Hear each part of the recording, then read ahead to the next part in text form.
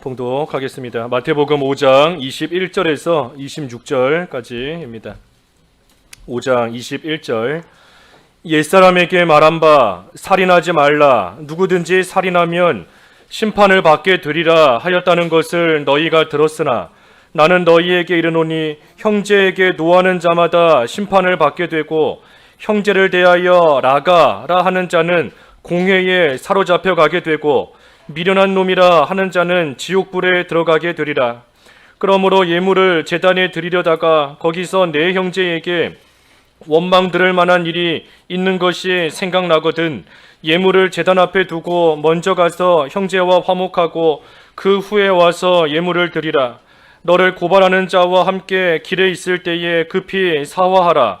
그 고발하는 자가 너를 재판관에게 내어주고 재판관이 옥리에게 내어주어 옥에 가둘까 염려하라.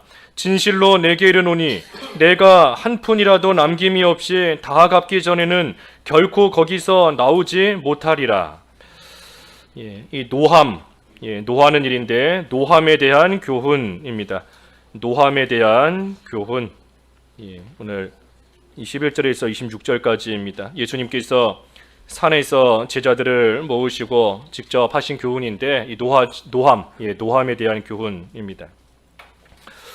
21절과 22절에 보면 옛사람에게 말한 바 살인하지 말라. 누구든지 살인하면 심판을 받게 되리라 하였다는 것을 너희가 들었으나 나는 너희에게 이르노니 형제에게 노하는 자마다 심판을 받게 되고 형제를 대하여 라가라 하는 자는 공회에 잡혀가게 되고 미련한 놈이라 하는 자는 지옥불에 들어가게 되리라.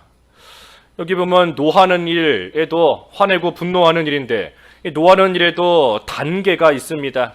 처음에는 노하지만 그 다음에 보면 라가, 형제에게 라가라 한다. 이 라가라는 것은 이 히브리어 그 욕입니다. 욕설. 그 욕설의 정확한 내용이 뭔가 그게 중요한 것은 아니고 이 라가 뭐가 됐든 히브리인들이 쓰던 그러한 욕이에요. 욕설이에요. 그러니 노하는 사람이 분노하는 사람이 그 분노에서 더 나아가면 자기 형제에게 욕을 하게 되어 있고 그리고 그 단계에서 더 나아가면 미련한 놈이라. 여기 라가 다음에 미련한 놈이라 한 것을 보면 이 라가라는 욕보다 이 미련한 놈이라는 욕이 더 심한 욕입니다. 우리 한글로 볼 때에는 그렇게 욕인 것 같지 않아 보이는 뉘앙스가 있지만 하지만 이 지금 문맥적으로 볼 때에는 이 히브리어 욕인 라가보다 더 심한 그러한 욕이 지금 이 미련한 놈이라 하는 그러한 욕입니다. 그러니 라가, 형제에게 라가라 하는 자는 공회에 잡혀간다. 이 공회는 그 당시에 그 재판정, 이 재판정을 말합니다. 최고 재판소. 우리나라 치면은 무슨 법원 같은 그런 재판하는 곳이에요. 그러니 형제에게 라가라, 형제에게 욕하는 자는 재판에 끌려간다. 다시 말하면 큰 죄가 된다는 겁니다. 큰 죄가 되는 것이고 거기서 더 나아가서 더 심한 욕으로 하고 나아가는 그러한 자는 지옥불에 들어간다. 그러니 실제 지옥 간다는 것은 아니지만 지옥불에 들어가는 것 같은 그러한 고통을 당하고 그러한 영적인 흑암 가운데 빠지게 된다 하는 뜻입니다. 그러니 노한다. 형제에게 분노하는 자가 그 분노함을 끊어버리지 못하면 그 다음에는 형제에게 욕하게 되어 있고 욕하면서 죄를 짓게 되어 있다는 겁니다. 욕하면서 죄를 짓고 거기서도 끊지 못하면 더 나아가면 더 심한 욕을 하면서 이제는 아예 고통 가운데 빠지게 되는 흑암 가운데 빠지게 되는 그러한 자리에까지 이르게 된다 하는 뜻입니다. 이 다른 사람에게 분노하고 다른 사람을 미워하면 결국에는 큰 고통 가운데 빠집니다. 내가 누군가를 미워한다, 누군가에게 분노한다 라고 했을 때 정작 내 미움을 당하는 그 사람은 누가 날 미워하는구나 하는 거를 아예 모를 때도 있어요. 저 사람이 나 미워하는구나 하는 거를 모를 때도 있는 겁니다. 그런데도 누가 누군가를 미워한다라고 하면 그 미움을 받는 사람이 고통을 당하는 게 아니라 미워하는 사람이 고통을 당하는 겁니다. 그 사람을 볼 때마다 미운 생각이 들고 또 속에서 분노가 일어나고 하니까 상대방이 힘들고 고통스러운 게 아니라 내가 힘들어요. 내가 고통스럽고 내가 영적인 흑암 가운데 빠지니, 그러니 기도도 안 되고 성경을 읽어도 말씀이 눈에 들어오지 않고 깜깜한 그러한 흑암 가운데 빠질 수밖에 없게 되는 겁니다. 그러니 이 미워하지 않고 분내지 않는 그러한 생활을 하는 것이 나의 신앙생활에 유익이 됩니다. 다른 사람에게도 덕을 끼치는 그러한 모습이지만 미워하지 않고 분내지 않는 것이 내 신앙생활에 유익이 돼요. 그렇지 않으면 내가 깜깜한 가운데 빠지는데 아무것도 되지가 않는 겁니다. 우리 이번에 사경회 때 화가 나려고 하면은 그 심호흡을 크게 10번 하라고 들으셨지요? 심호흡을 크게 10번 하라고. 그래도 안 되면 어떻게 하라 그랬죠? 20번 하라고. 그래도 안 되면 30번 하고. 그래도 안 되면 밖에 나가서 이렇게 동네 한 바퀴 빙 돌고 그리고 오라고 우리가 사경회 때 우리가 좀 들었는데, 그런 말씀을 우리가 분노하지 않고 미워하지 않음으로써 내 신앙의 손해를 안 봐야 돼요. 내 신앙이.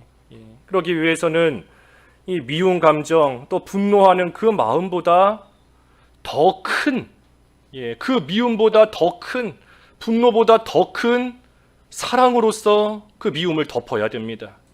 사랑으로서 그 분노하는 것을 덮어야 돼요. 사랑은 허다한 죄를 덮는다.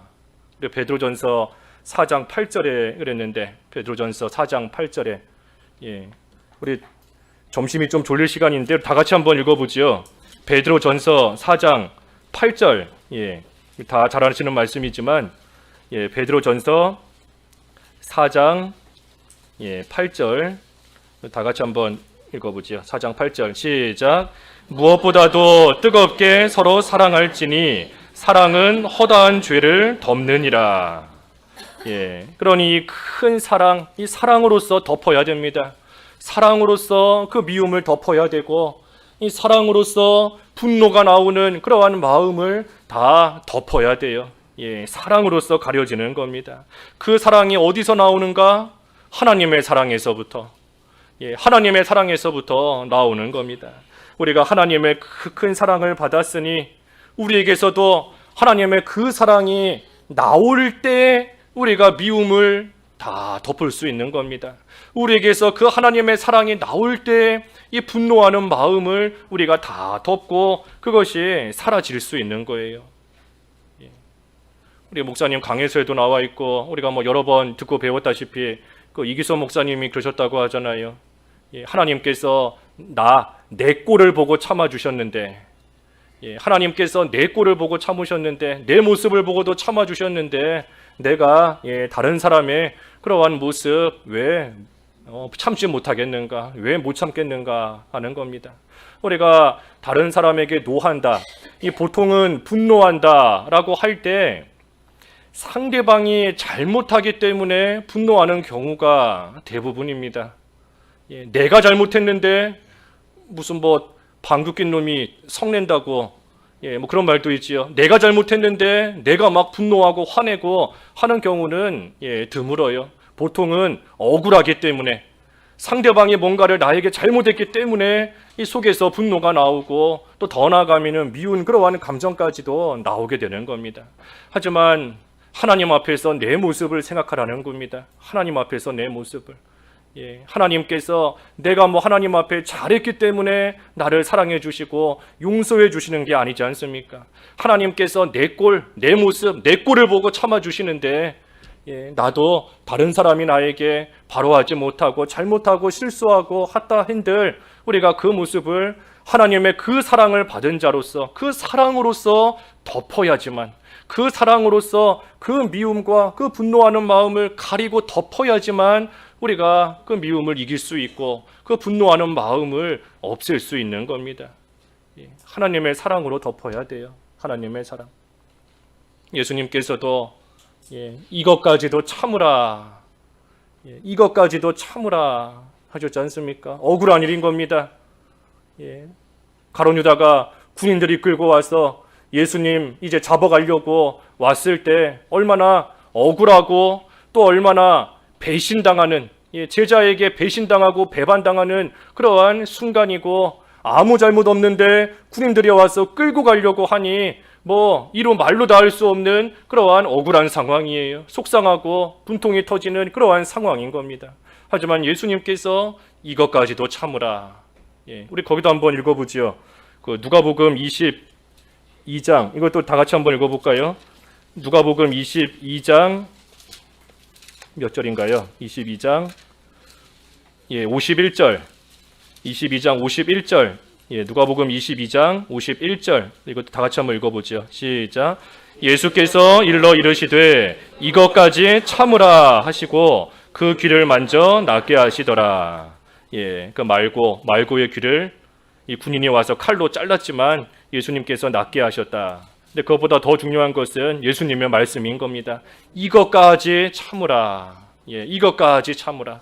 참을 수 있는 만큼만 참아라 하신 게 아닙니다. 참을 때까지 참다가 억울하면 그때는 분노해라 하신 게 아니에요. 이것까지도 참으라. 그러니 우리가 이 말씀이 생각이 나야 됩니다.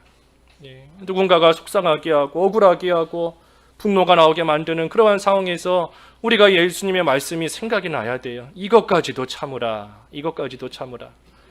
그러니 우리가 평안할 때 22장 51절 이 말씀을 우리가 늘 잘 간직하고 있어야 됩니다. 그래야 우리가 참 가룟 유다 같은 자가 나오고 군인들이 오고 억울하게 칼을 휘둘고 손해를 주고 하더라도 이 예수님의 말씀이 생각나고, 그래, 예수님께서 이것까지도 참으라고 하셨다.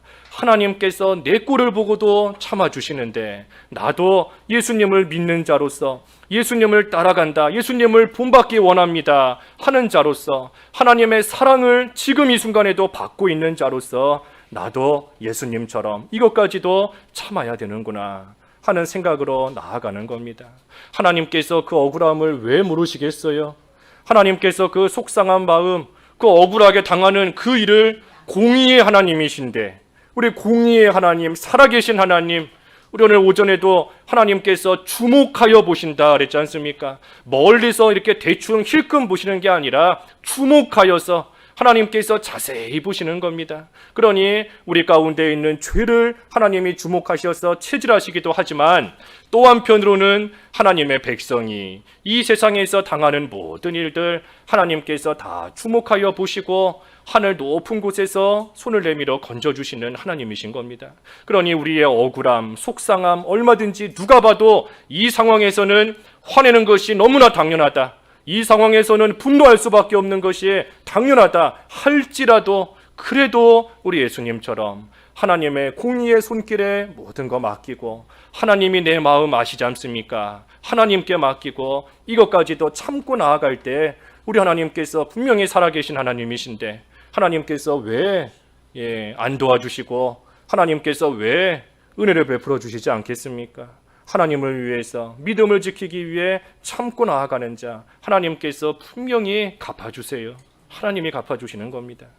그러니 우리가 분노가 나오려고 한다, 누군가가 미워지려고 한다, 그때에 우리가 예수님의 말씀 기억해야 되고, 그리고 하나님의 사랑, 하나님의 그 사랑을 받은 자로서 그 사랑으로서 허다한 죄를 덮는 심정으로 미움과 분노와 그 모든 것을 다 덮고 가려야지만 우리가 승리할 수 있어요. 이길 수 있는 겁니다. 그래서 본문 돌아와서 형제에게 노하는 자 심판을 받게 된다, 라가라 하는 자 공회에 잡혀간다, 미련한 놈이라 하는 자 지옥불에 들어가게 된다 했습니다. 그러니 23절과 24절에 그러므로 예물을 제단에 드리려다가 거기서 내 형제에게 원망 들을 만한 일이 있는 것이 생각나거든 예물을 제단 앞에 두고 먼저 가서 형제와 화목하고 그 후에 와서 예물을 드리라. 그러니 먼저 화목하고 그 후에 하나님께 예물을 드리라. 왜 그런가 하면 우리 하나님께서 분노하며 화목하지 못하는 것을 기뻐하시지 않습니다. 하나님이 기뻐하시지 않아요. 또 자기 자신도 지옥불에 떨어진 것 같은 그러한 심적인 고통 속에 있는데, 그러한 고통 가운데 있는 자가 하나님 앞에 하나님이 기뻐하시는 그러한 예물을 온전히 바칠 수 없습니다.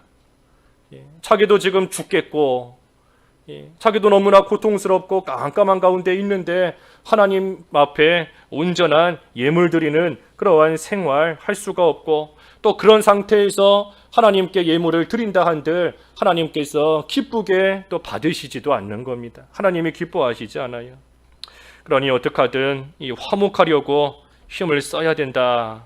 화목하려고 힘을 쓰는 겁니다. 나는 화목하려고 하는데 상대방이 계속 거절하면 어떡하는가?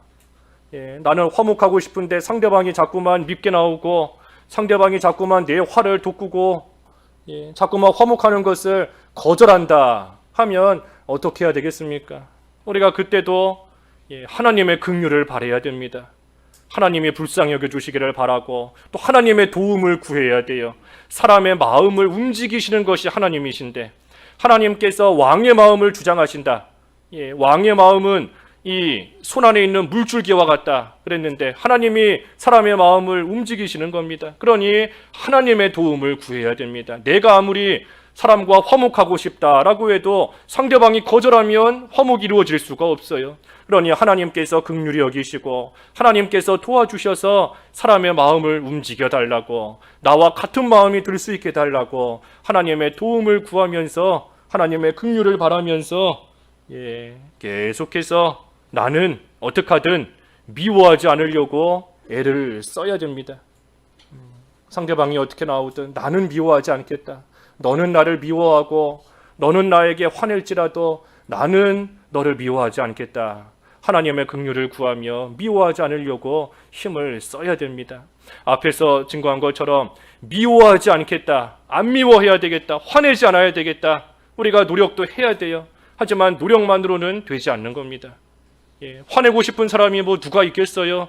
그 상황에서 나도 모르게 속에서 막 솟구쳐 오르니까 화가 나오는 것이고, 또 미운 감정이 나오니까 미워하고 싶지 않지만 또 미워하는 마음이 생기는 것이고 하는 거지 않습니까? 그러니 우리가 미워하지 않으려고 화내지 않으려고 노력도 해야 되지만 사실 더 큰 노력은 하나님의 사랑을 간직하려고 노력해야 됩니다. 하나님의 사랑을 깨닫고 그 일에 힘을 써야 되는 거예요. 하나님의 사랑을 깨닫고 하나님의 그 사랑을 기억하고 그 사랑을 어떻게 하든 간직하려고, 하나님의 사랑을 간직하려고 힘을 써야, 그래야 우리가 미움 가운데 빠지지 않을 수 있다는 거예요. 그래서 사랑으로 이기는 겁니다. 사랑으로서 내 마음에 화목이 이루어져야 돼요. 내 마음에 화목이 이루어져야 하나님 앞에도 이 바른 예배 할 수 있습니다. 25절 25절 보면 너를 고발하는 자와 함께 길에 있을 때에 급히 사화하라. 그 고발하는 자가 너를 재판장에게 내어주고 재판관이 옥리에게 내어주어 옥에 가둘까 염려하라. 고발하는 자와 함께 재판관에게 가고 있는 길입니다.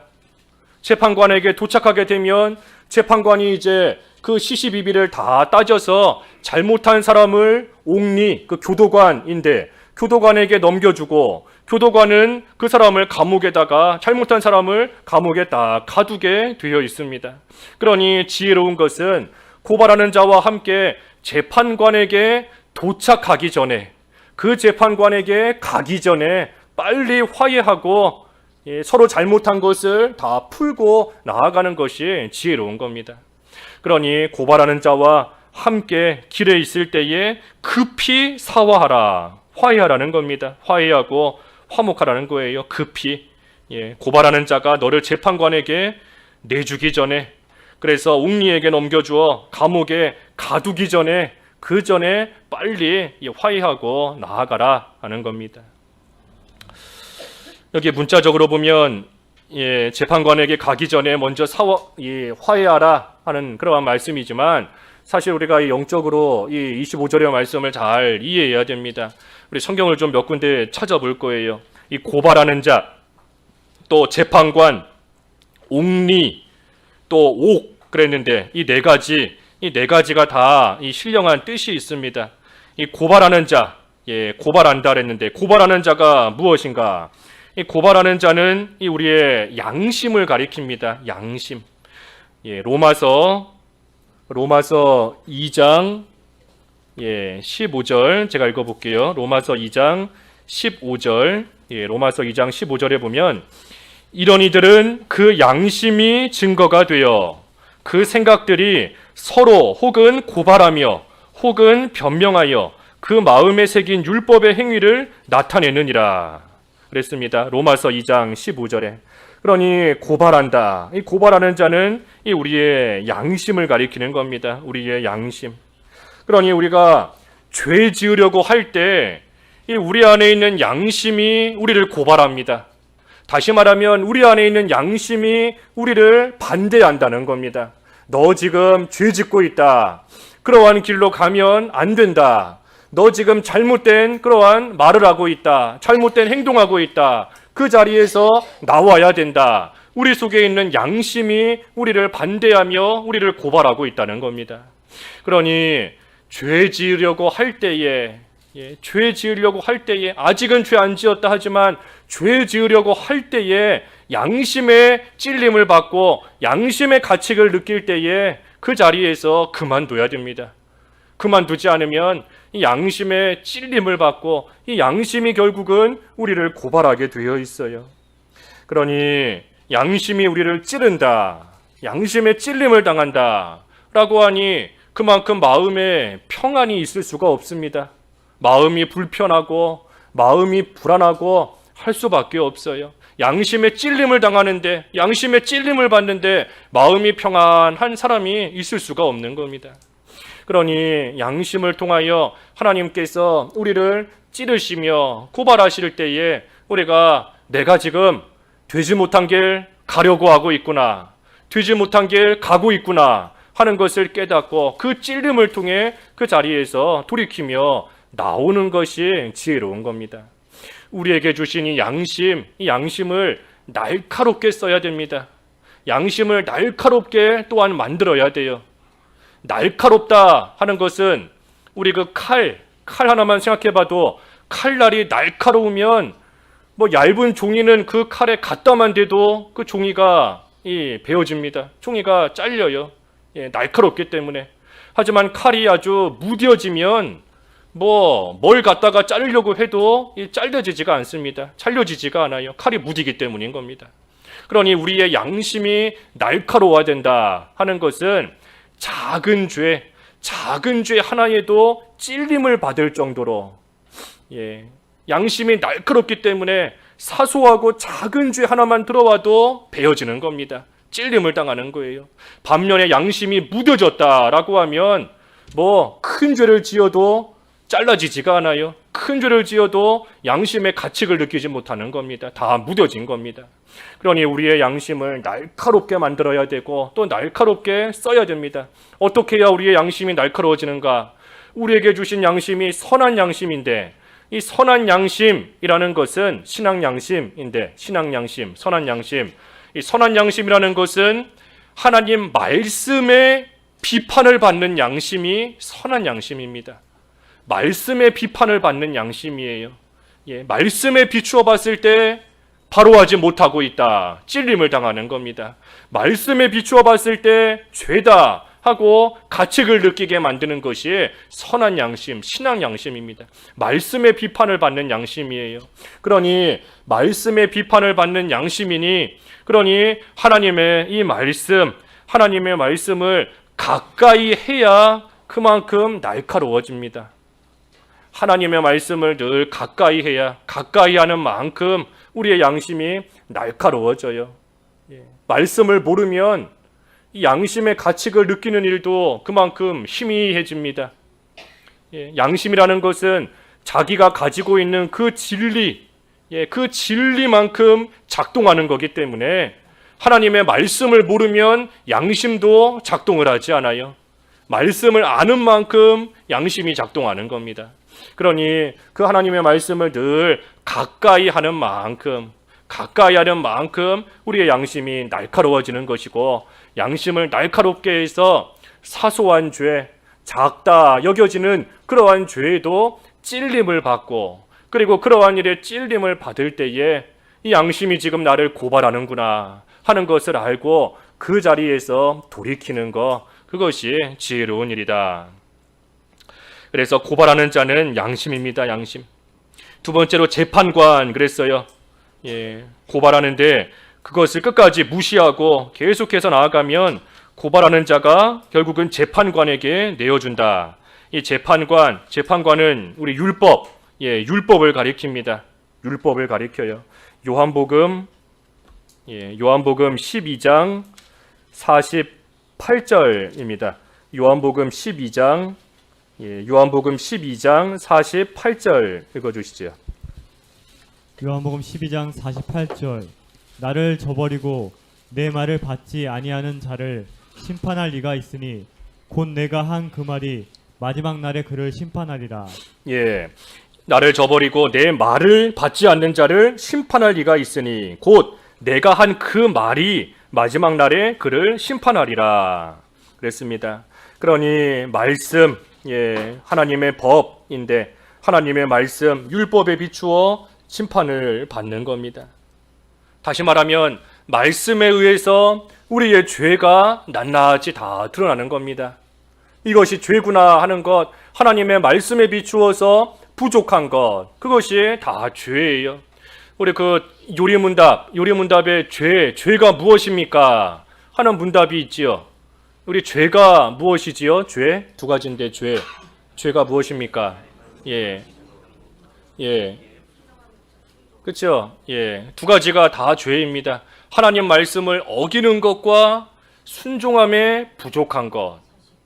그러니 우리가 하나님 말씀을 어기는 것만 죄로 생각하지만 그것만 죄가 아니라 순종하기는 한다. 하지만 순종함에 있어 부족한 것, 하나님의 뜻만큼 다 순종하지 못한 것, 그것도 죄다 하는 겁니다.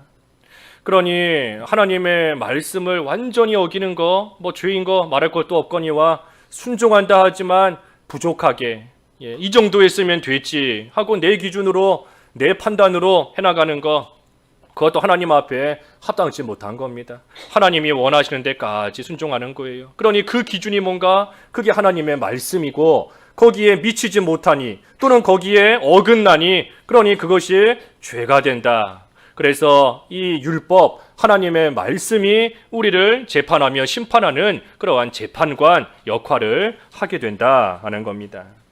그래서 재판관이 그 죄에 대해서 옥리에게 내어준다. 이 옥리는 그 교도관을 말합니다. 감옥을 지키고 있는 그러한 이 사람이에요. 옥리, 감옥을 지키고 있는 사람.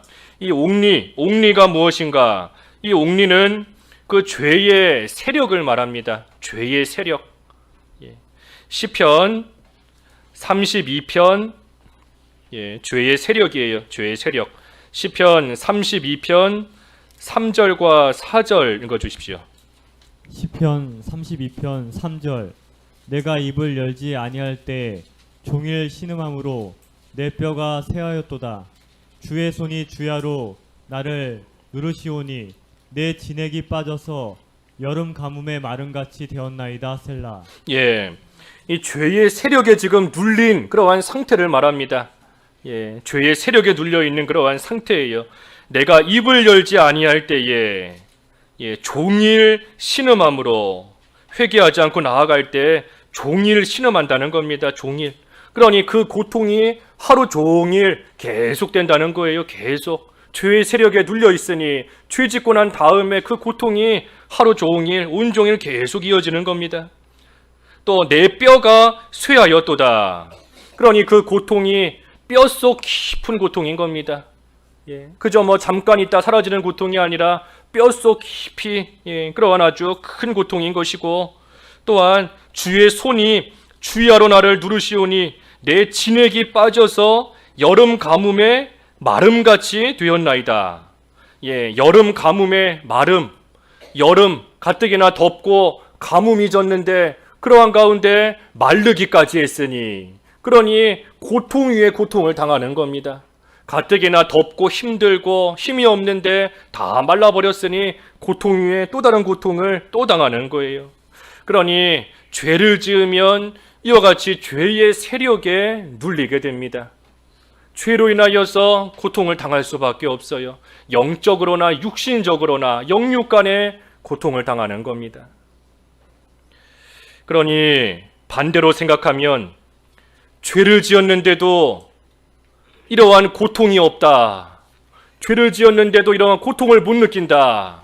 라고 하는 사람은 하나님께로부터 너무나 멀리 떠난 불쌍한 사람인 겁니다.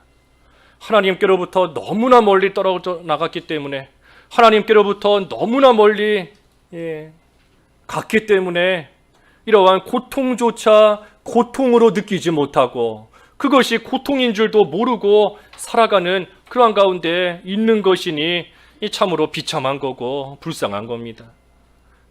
돼지 주업 열매 주워 먹는 탕자, 돼지 주업 열매를 주워 먹는 것이 얼마나 비참하고 불쌍한 것인가 하는 것을 그나마 깨달았기 때문에, 우리 아버지의 집에는 먹을 것이 많고 종도 많은데 내가 여기서 지금 뭐 하고 있는 것인가, 그 가운데 고통을 느꼈기 때문에 다시 아버지의 집으로 돌아가게 된 것인데, 만약에 이 탕자가 돼지 주업 열매 주워 먹는, 또는 그것을 주워 먹으려고 해도 없어서 먹지 못하는 그러한 가운데 빠져 있으면서도 그것이 비참한 줄을 모르고 그것이 고통스러운 것인 줄을 모르고 계속해서 살아간다라고 한다면 아버지의 집 안 돌아갑니다. 안 돌아가는 거예요. 그러니 죄를 지을 때 이 죄의 세력에 눌려서 영육간의 고통을 당하는 것, 그것도 하나님께로 다시금 돌아오게끔 하나님께서 하시는, 하나님이 오전에도 체질하신다 그랬잖아요. 체질하신다. 하나님께서 막 흔드시는 겁니다. 아픔과 고통을 당하게 하나님께서 하시는 거예요. 하지만 그것을 통해 결국은 다시 아버지께로 돌아오게 하시는 그러한 역사, 회복의 역사가 있는 것이니, 그러니 고통을 당하지만, 하지만 고통을 당하는 가운데 비참함을 깨닫게 되는 것, 그것도 하나님께서 아직 나를 붙잡고 계시는구나 하는 겁니다. 죄를 지었는데 양심의 가책도 못 느끼고 고통도 못 느끼고 그저 편안하게 잘 살고 있다, 비참한 겁니다. 불쌍한 사람인 거예요. 양심이 이미 다 묻어져 버렸기 때문에, 양심이 묻어졌기 때문에, 죄가 죄인 줄 묻어졌기 때문에 잘라지지가 않아요. 아무리 칼을 갖다가 들이대도 종이 한 장 베어질 수 없는 그러한 아주 무딘 칼이 되어버렸기 때문에 죄가 죄로 여겨지지가 않는 가운데 빠지는 겁니다. 그래서 재판관에게 넘겨주고 재판관은 옥리에게 내어준다. 죄의 세력에 내어주는 겁니다. 마지막으로 옥리에게 내어주어 옥에 가둔다 그랬습니다. 이 옥은 그 영적인 흑암 상태입니다. 영적인 흑암, 깜깜한 어둠 상태를 말하는 거예요. 영적인 흑암. 이사야 42장 22절 읽어주시죠. 이사야 42장 22절. 이사야 42장 22절. 이 백성이 도둑 맞으며 탈취를 당하며 다 굴속에 잡히며 옥에 갇히도다. 노략을 당하되 구할 자가 없고 탈취를 당하되 되돌려주라 말할 자가 없도다. 옥에 갇힌다 그랬는데 도둑 맞으며 탈취를 당하며 다 굴에 잡히며 옥에 갇히는도다. 노략을 당하되 구할 자가 없고 탈취를 당하되 되돌려주라 말할 자가 없도다 그랬습니다. 그러니 죄 지으면 그 죄의 세력에 눌리다가 결국에는 깜깜한 흑암 가운데 빠지는 겁니다. 탈취를 당하고 도둑을 맞았는데도 깜깜한 어둠 속에 있으니 그것을 몰라요. 모르는 겁니다. 그저 흑암 속에서, 깜깜한 속에서 괜찮다 하면서 실상은 다 뺏기고 다 도둑 맞고 다 잃어버리고 있는데, 그런데도 깜깜한 어둠 속에 있으니 괜찮은 줄 알고 그 흑암 속에서 계속해서 살아가는 겁니다. 그러니 양심이 우리를 고발한다. 하나님께서 양심을 통해 우리로 하여금 찔림을 받게 하시는데 그때 돌이켜야지. 그때 돌이키지 않고 나아가면 결국은 하나님의 말씀에 의해서 심판을 받고 죄의 세력에 눌리다가 마침내는 영적인 흑암, 깜깜한 흑암 상태에 빠지게 되는 것이 이 죄 짓는 사이의 단계인 겁니다. 그러니 우리가 내가 지금 어떠한 단계에 있는가, 고발하는 자와 함께 길을 가고 있는 단계에 있는가, 아니면 이미 고발하는 단계를 넘어서 재판관에게 넘겨준 그러한 단계에 있는가? 아니면 옥리에게 넘겨준 단계에 있는가? 아니면 옥에 갇혀 있는 그러한 단계에 있는가? 우리가 우리 자신의 신앙 상태를 좀 잘 돌이켜보고 점검해서 그 가운데서 나와야 됩니다. 나오는 방법이 뭔가? 여기 마지막 26절에 나와 있어요. 본문 마지막 26절에 보면 진실로 내게 이르노니 내가 한 푼이라도 남김이 없이 다 갚기 전에는 결코 거기서 나오지 못하리라. 그러니 마지막 한 푼까지, 한 푼이라도 남김없이 다 갚기 전에는 거기에서 결코 나올 수 없다. 그러니 한 푼까지도 다 갚아야 됩니다. 우리 전해 성경에는 홀이라도 남김없이 그랬는데, 홀이라도 남김없이, 그 홀이라는 것은 그 로마의 그 화폐 단위 중에 그 가장 적은 단위입니다. 가장 적은 단위예요. 우리로 치면 무슨 10원짜리, 10원, 1원, 요즘 쓰지도 않는 그러한 단위이긴 하지만 어찌됐든 가장 작은 단위인 겁니다. 그러니 그 마지막 한 푼까지 다 갚기 전에는 그곳에서부터 나올 수 없다. 그러니 이게 무슨 말인가? 우리에게 있는 작은 죄 하나까지도 다 회개하지 않으면 이 영적인 흑암 상태에서부터 나올 수가 없다는 겁니다. 그러니 작은 죄 하나까지 다 없애야 돼요. 그 죄를 다 갚아야 됩니다. 그저 말로만 잘못했습니다 한다고 해서 되는 것이 아니라 마지막 한 푼까지 다 갚아야 됩니다. 그저 말로만 잘못했다 하고 말만 듣고 그러면 내가 용서해 주겠다라고 한다면 우리 예수님께서도 이 세상에 오실 필요가 없습니다. 우리가 하나님 앞에 말로 하나님 잘못했습니다 용서 구하고 하나님께서도 말씀으로 그저 용서해 주겠다라고 하면 우리의 죄 문제는 해결되는 거예요.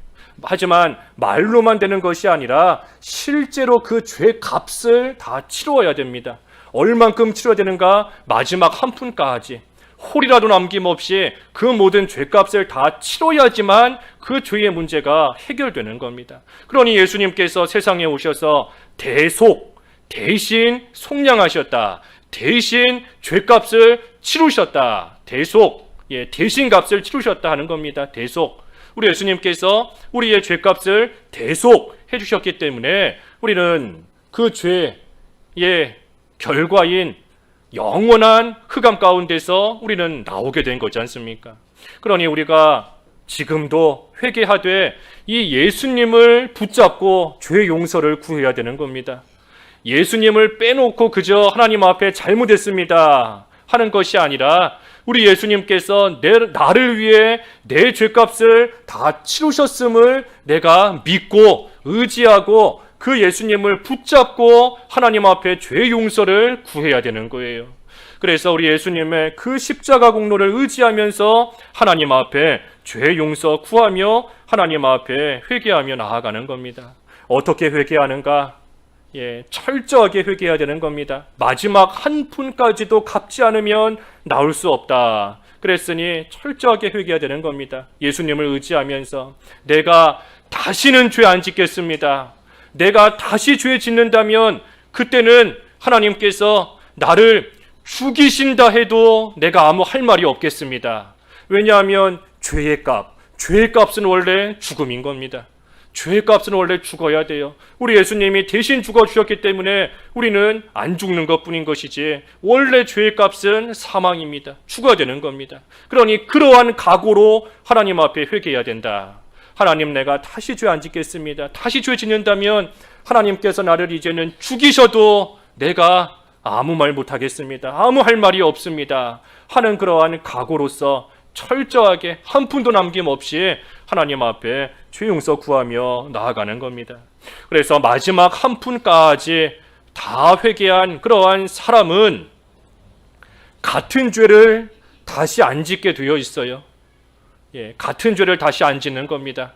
설령 여전히 부족하기 때문에 다른 죄를 짓는다 할지언정 내가 회개한 그 죄에 대해서 마지막 한 푼까지도 갚았다 하는 사람은 그 죄, 같은 죄 다시 안 짓는 겁니다. 같은 죄 다시 안 짓는 거예요. 그리고 이제는 하나님께서 주시는 그러한 영적인 자유가 다시금 회복이 되는 겁니다.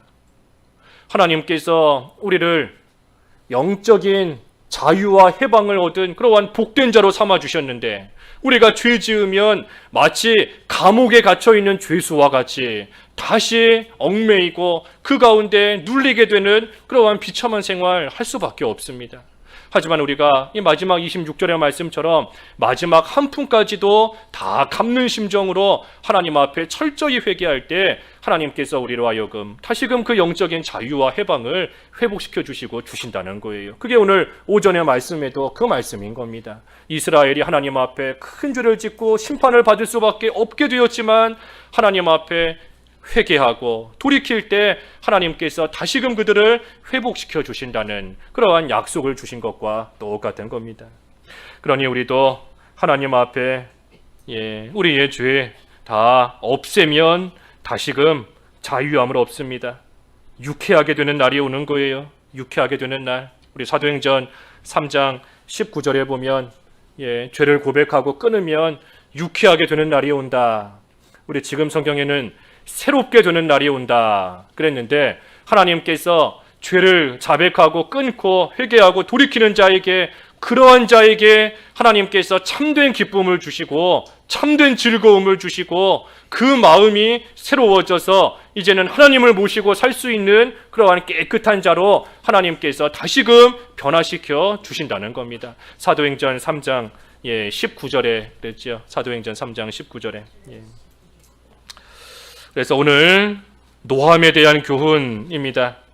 우리가 노하면 그것이 죄로 이어지다가, 노하면 죄로 이어지게 되어 있어요. 분노하면, 노하면 그것이 죄로 이어지다가 결국에는 지옥 같은 고통과 영적인 흑암 가운데 빠질 수밖에 없게 됩니다.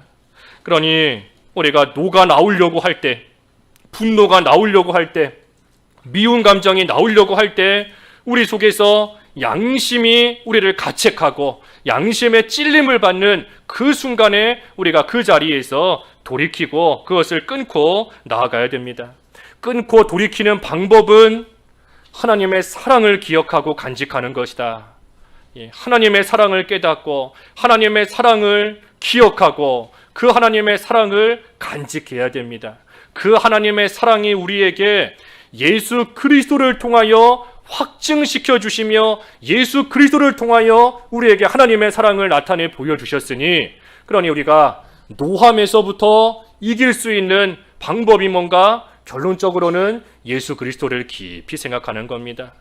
예수 그리스도를 깊이 생각해야, 우리가 그러한 생활을 해야, 그래야 하나님의 사랑 안에서 우리가 노함과 미워함과 그러한 모든 합당치 못한 그러한 죄를 우리가 끊고 이기며 나아갈 수 있는 겁니다.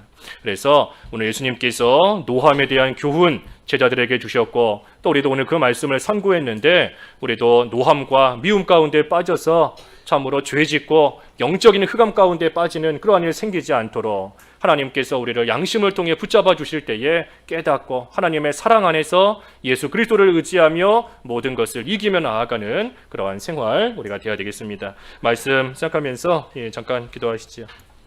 기도하겠습니다. 하나님 아버지, 예수님께서 노함에 대한 교훈을 주셨고 저희들도 그 말씀을 이 시간 상고하였습니다. 하나님, 형제에게 노하는 일이 결국에는 죄로 이어지고 그 죄가 결국에는 저희를 지옥불과 같은 고통과 흑암 가운데 빠지게 하는 것을 다시금 생각할 때에 하나님, 저희들에게 베풀어 주신 그 하나님의 사랑과 또 이것까지도 참으라 하신 그 예수님의 말씀을 늘 기억하며 억울한 일을 당하고 속상하고 분통한 일을 당할지라도 노함이 나오지 않도록 인도하여 주시옵시고, 미워하는 일이 나오지 않도록 하나님 인도하여 주시기를 간절히 원하옵나이다. 고발하는 자가 길에 있을 때에 급히 사화하라 하셨사오니 저희의 양심을 통하여 옳지 못한 일 가려고 할 때 하나님께서 찔림을 당하게 하시고 가책을 느끼게 하시는 그 즉시 돌이키고 그 죄를 끊고 나아가는 지혜로운 자가 되어서 죄의 세력에 얽매임을 당하며 영적인 흑암 가운데 빠지는 그러한 어리석은 일 행하지 않도록 하나님 도와주시옵시고, 혹시라도 영적인 흑암 가운데 깊이 빠져 있다면 한 푼이라도 다 갚지 않으면 그곳에서 나올 수 없다 하셨사오니, 저희들의 모든 죄 우리 예수 그리스도를 의지하며 하나님의 그 사랑 안에서 모든 죄를 철저히 회개하고 하나님 앞에 온전한 모습으로 나아와 다시금 하나님 주시는 영적인 자유와 해방을 누리며 하나님의 사람으로서 유쾌한 날을 살아갈 수 있는 저희들 될 수 있도록 도와주시옵소서. 예수님의 이름으로 기도하옵나이다. 아멘.